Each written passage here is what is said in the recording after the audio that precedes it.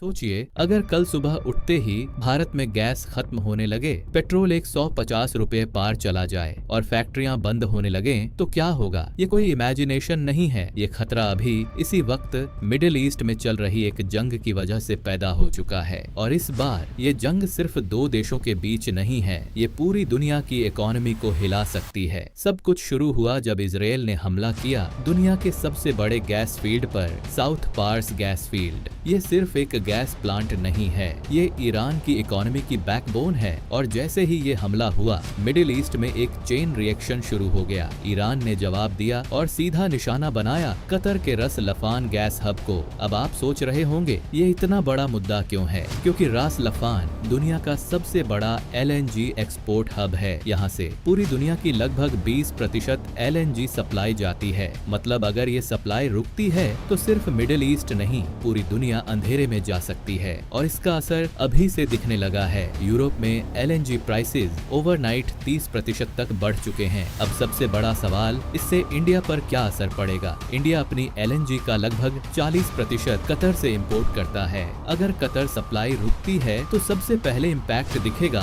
हमारी daily life पर। Gas की कमी होगी, फर्टिलाइजर प्रोडक्शन पर असर पड़ेगा और ट्रांसपोर्ट कॉस्ट बढ़ जाएगी। मतलब महंगाई का एक नया तूफान आने वाला है। लेकिन सिचुएशन यही नहीं रुकी। ईरान ने सिर्फ कतार ही नहीं बल्कि सऊदी अरेबिया, UAE और कुवैत के एनर्जी टारगेट्स पर भी हमले किए। अब ये सिर्फ रिटेलिएशन नहीं, ये एक फुल स्केल एनर्जी वॉर बन चुका है। और इस पूरे खेल में सबसे बड़ा रोल है अमेरिका का। ईरान ने कतार को टारगेट इसलिए किया क्योंकि वहाँ मौजूद है US का सबसे बड़ा मिलिट्री बेस सेंटकॉम। यह एक सीधा मैसेज था अमेरिका के लिए। Farmer US president Donald Trump ने क्लेम किया कि उन्हें इस अटैक की जानकारी नहीं थी, लेकिन एक्सपर्ट्स मानते हैं कि ये जियोपॉलिटिक्स का एक डेंजरस गेम है, जहां हर मूव के पीछे एक स्ट्रेटेजी छुपी होती है। इस जंग की कीमत सिर्फ बॉम्ब से नहीं चुकाई जा रही, बल्कि डॉलर में भी। पेंटागन पहले ही $200 बिलियन की फंडिंग मांग रहा है। और अगर ये कॉन्फ्लिक्ट और बढ़ता है तो ओनेल और गैस प्राइसेस आसमान छू सकते हैं, जिसका सीधा असर पड़ेगा आपकी पॉकेट पर। सबसे बड़ा डर अब ये है, अगर इस जंग में चाइना या रशिया कूद पड़े तो ये सिचुएशन वर्ल्ड वॉर में बदल सकती है। और अगर ऐसा हुआ